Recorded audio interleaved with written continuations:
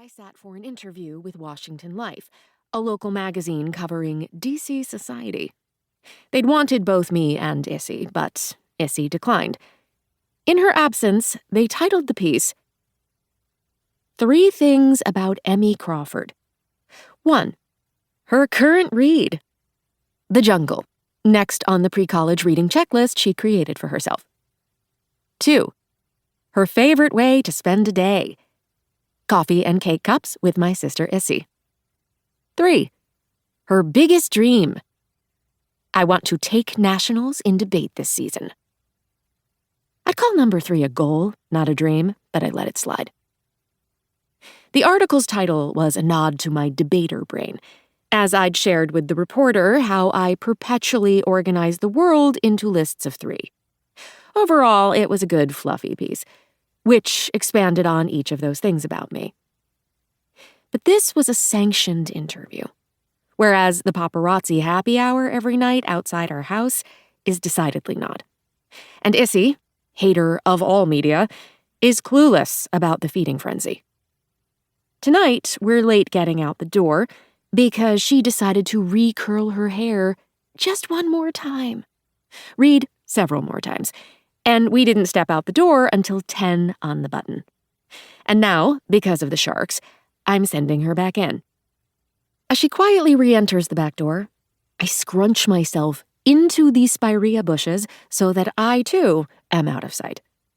My hair tangles in branches and clings to my cheeks, while my heart rate shoots straight to cardio zone.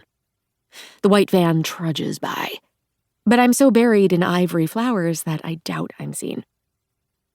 4 minutes later, the phone in my trembling hand becomes a beacon in the dark. Issy.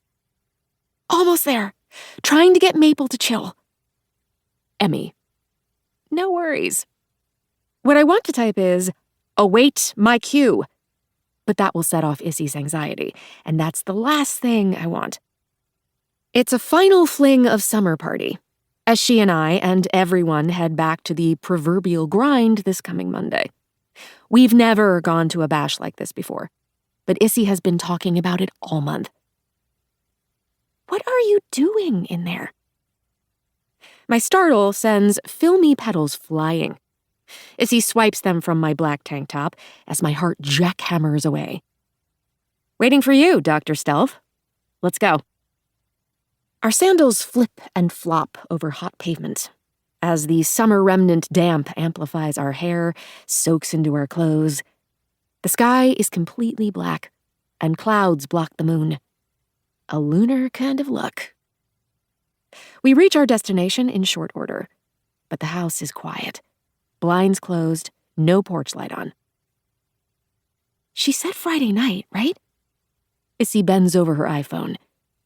Yep, definitely, I say.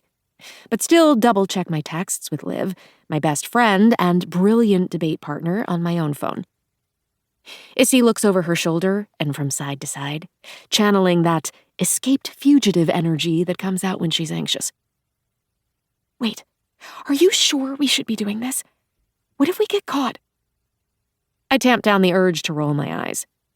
Issy is the queen of half-cooked plans.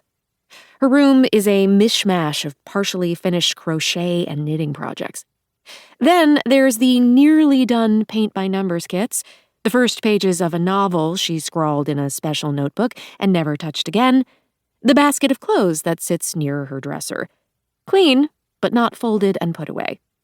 In our youth, she'd once set up a lemonade stand, but forgot to bring cups, so she let thirsty neighborhood kids take swigs straight out of the pitcher for $0.25 each. This spring, she'd decided she was a master gardener and begged Mom to buy her supplies for planting vegetable seedlings, which promptly wilted when Issy forgot to care for them. All those years ago, I'd swept in with a new backwash-free pitcher of Country Time pink lemonade, a bag of Solo cups, and a few bucks worth of quarters for change. As for the vegetables, I saved most of the seedlings. We're still eating this summer's tomatoes.